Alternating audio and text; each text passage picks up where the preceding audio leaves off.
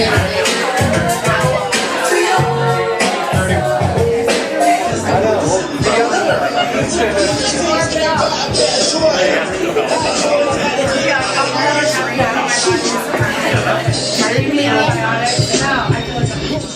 it up for the extremely funny Chanel Ali, everyone.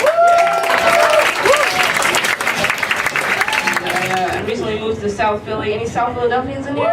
Hey! Where you at? Hey! I found my ride home. Don't be without me. I actually used to live in North Philly until I had about enough of that shit. Felt like I was living in a never-ending episode of Law and Order. And I'm not talking criminal intent, I'm talking SVU. Philly's a great place to get really, really good. I've never seen an artist come out of Philadelphia who is not good at what they do. But Philly generally does not welcome you with open arms. They understand that you're not from here, and even if you did comedy somewhere else, unless someone from here is vouching for you, it doesn't mean anything. There's a different kind of judgment down here. We're limited in our comedy circuit, as opposed to like in New York or in LA or Boston. You know, we have one club that everyone's trying to get into. My first open mic that I ever went to, someone came up to me and was like, make sure you come to this mic. The next night is here, and everyone is here for each other. And even if you kind of suck, like I sucked when I started. I was not writing jokes, I was just saying things, but everyone wanted me to come back, and that is the open mic scene in Philly, is it's inclusive. Philly is one of the greatest cities for a stand-up comedian to start. It's a great place because if you can get like a good 2, maybe 3 years under your belt hitting mics and crushing, you're gonna be tough, because Philly crowds are tough, you know? They'll give you love, but they'll also tell you to sit the fuck down. Like they'll tell you, we don't wanna hear that shit, you know? And sometimes having somebody hand it to you is bad because it doesn't challenge your growth as a comedian. But I definitely feel like Philly has a good open mic scene, and it makes you tough. It makes you strong, you know? I feel like we go to other cities, we could go joke for joke up against another comedian. I feel like sometimes they can't touch us because they're just not as strong as we are. They haven't been conditioned to these rough crowds that really don't care. There's something you should know about me. I listened to a lot of rap music in 2014, which is not uncommon for a lot of white people. And because of that, I'm the type of motherfucker that wants to say the N-word. A lot. But I don't, because I'm not trying to be prejudiced. I don't want to separate myself from people, so I censor myself. And my way of censoring myself from saying the N-word is saying motherfucker. Like, even a second ago when I said, I'm the type of motherfucker.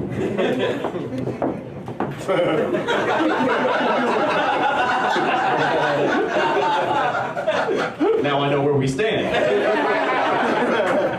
But like, here's the thing though, guys, like, I don't want to use that word like my grandfather used it. I don't want to separate myself from people. I just want to use it and include myself with a group of people. You know what I mean? Like, I want to use the word like black people use it. As a greeting, as a farewell, excessively. Most importantly, guys, I just want to use it without getting in trouble. Come on, we all motherfuckers in here.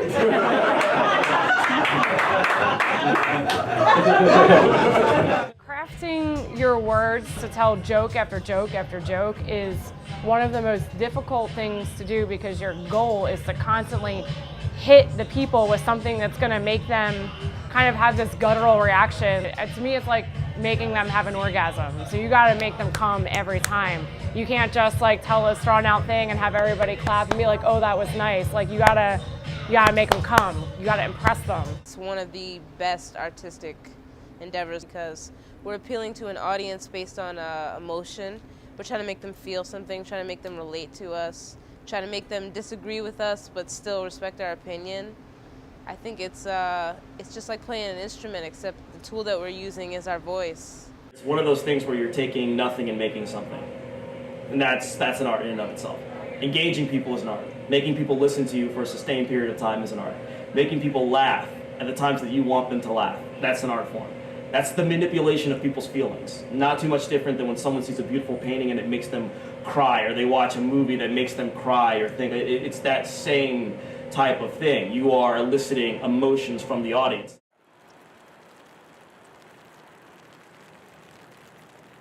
Stand-up is just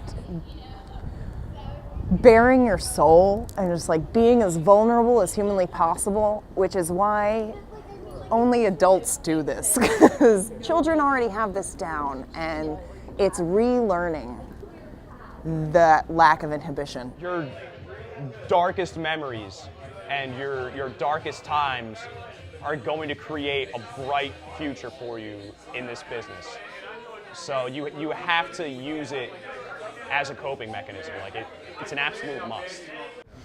It kind of pains me to admit that I feel like to be a great stand-up comedian, you have to have had a good amount of pain. It pains me to admit that that's probably true.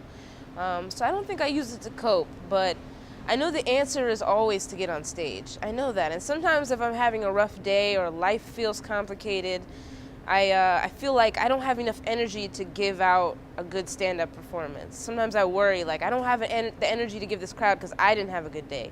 And I'm always wrong, because if I get on stage and I really bring it, it feels like love and appreciation, you know? When a crowd is really giving you that genuine energy, it hits you in waves. It feels like love, and I can't see how that doesn't help a person cope with anything. Like even just the day-to-day like cases of Mondays, going and getting some love from a whole bunch of strangers, you're gonna feel better. So it's beautiful like that. It's a really dope, like mutually beneficial relationship between you and the crowd.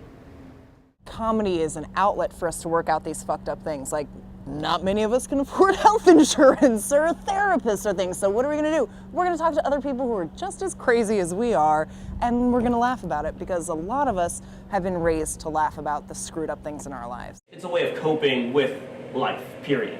Because life is great, but life is really weird, and life can be very, very tough. So it's a way to cope, and at the same time, you have to get these thoughts out of your head, and it's like, you know you're not the only one that thinks these things. You know you're not the only one who feels this way. And whether you want to believe it or not, after a while, there are going to be people that are going to be like, oh, I relate to you. I really respect what you do. But, you know, I think the main goal of coming up here is just finding a way to cope and making people laugh at shit that sometimes is not very funny. You know, that's not very humorous at all. It's hard to date when you're a comedian, because guys think that if they fuck up and the sex is whack, maybe I'll get on stage and talk shit about them. But see, the problem with that whole scenario is that it requires us to live in a world where having whack sex is somehow funny. That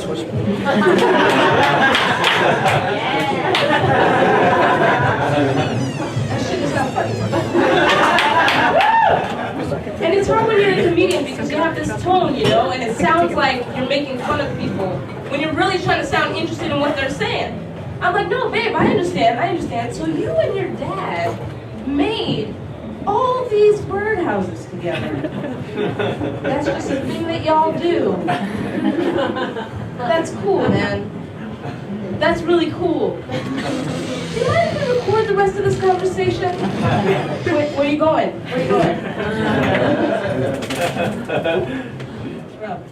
This is very difficult. It requires you being away from home a lot of nights. So if you're trying to have a relationship that's incredibly difficult, especially if the person that you're having a relationship with is not also living a life that is comparable to the one that you're living. I was in a relationship where comedy was affecting it because my ex was definitely wanted to do more of a 9-to-5 kind of relationship, like where I have a job, she has a job, we have a house, and that's kind of it.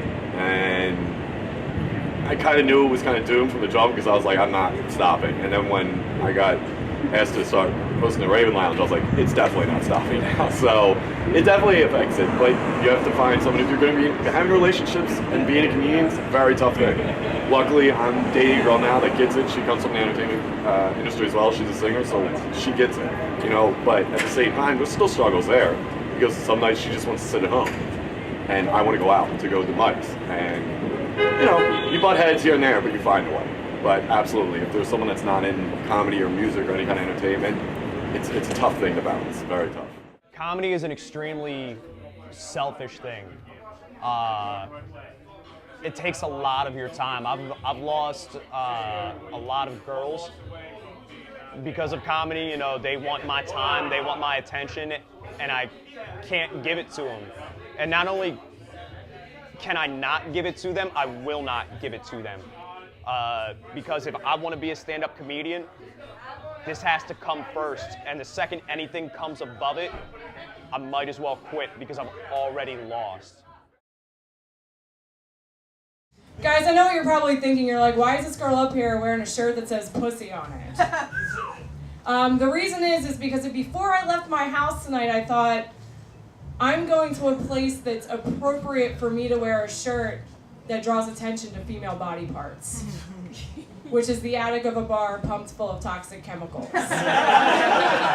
It's still a very common, I'm not going to say the word belief, but I'm going to say attitude that women aren't funny or they don't need to be funny, or especially if you're conventionally attractive, people automatically are going to look at you first. And if you look good and then you're funny on top of it, it's sort of, I've found in the short time I've been doing it, it's almost like a strange threat to men because, you know, to them I don't need to be funny. I don't need to make them laugh because being attractive or being aesthetically pleasing should get me all the things that I need. Before I started doing comedy, if I just go to a bar or go to a club and I'm by myself or maybe with other girls, guys come up to me and talk to me all the time. They'll buy me drinks and stuff like that. When I started doing comedy and I go up on stage and come down, like, guys don't talk to me.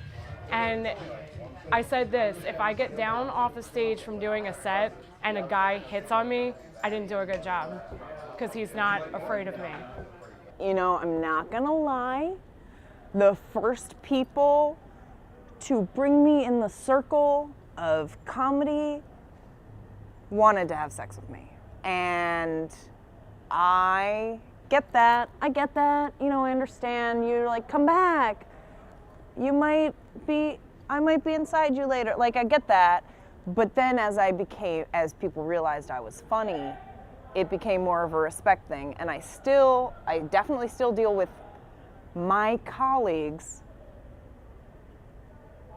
asking me for comedic advice as a way to perhaps hang out late night and maybe go home together. And really, like, that, for me, I get it. I mean, we're all in the same friend circle, you know what I mean? We have to sleep with each other, I get it. But, like, that is the big issue. And then getting off stage and having a man being like a lot of times I'll get off stage and people will be shaking my hand like, you had a great set, you had a great set. I think you're beautiful. I know. Yeah, I'm aware what I look like, and I look great. How did you like those jokes I told that I've been working on for months? You know what I mean? Like, to come off stage and just be like, you're fucking cute is one thing. To get off stage and be like, I really appreciate the way you think and the way you process, and the hours that you put into writing those jokes are two totally separate things. You have to prove something different. What I have to prove when I get on stage is not that I'm just funny, but that I'm not like all the other female comedians, you know? And I think that really comes across in your material, what you talk about as a woman. We have to be careful not to be too sexual, which can sometimes become like a crutch. We can't be too vulgar. So in some ways, I think it helps me. I think that being different, especially being a black woman, it's like, man, I really am curious what she has to say. I'm curious how she's gonna express herself. And I think that sometimes being so unique has opened doors. I think it's because, you know, reputation gets around and people, you know, word of mouth, and it's like, we've heard you're pretty good. They want to see, they're curious. So sometimes it helps me. Other times it's, I can't really get the respect that I want from this other comedian until they see me on stage. You know, I can't just walk up to them and say, hey, I'm a comedian, and shake their hand, and they're going to respect that I just am. They're like, yeah, sure you are. And then I have to get on stage, and then they'll be like, okay, now we respect you. So maybe I have to try a little harder for respect, but funny is funny, and like, funny is undeniable. If you're funny, they're gonna respect you. That's the bottom line. Like, no matter if they don't feel like having a woman in the club or a woman on that mic, if you're funny, they're gonna put you up, because that's what they want. They want to make people laugh.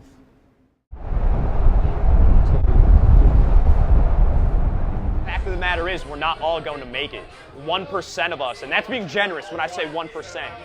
1% of us are going to make it.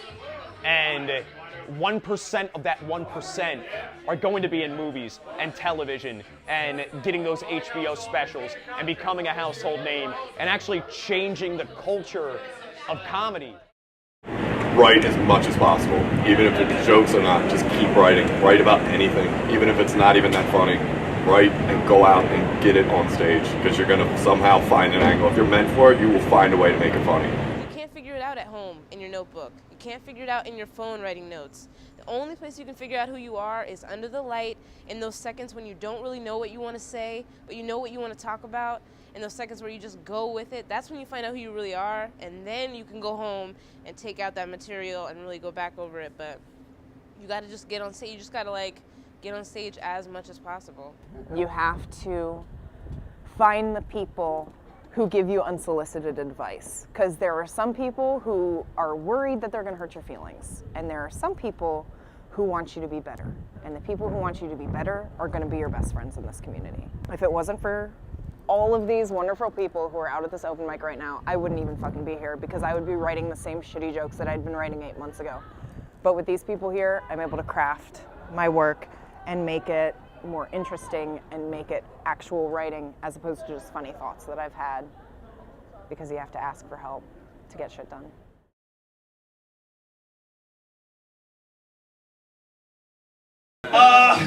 Guys, you ever make yourself come so hard you delete your Tinder account afterward? You ever do this? You ever fucking do this, huh? You've never done that. So, Jeremy Riley left. Huh? Jeremy, he left. Yeah, he's a teacher. He's a piece of shit. This guy wanted to mold young minds, am I right? What a poser. That ain't metal. Am I right, Viola? You know Viola's in the house, right? You know Viola's in the house, right? So tanked right now, you guys.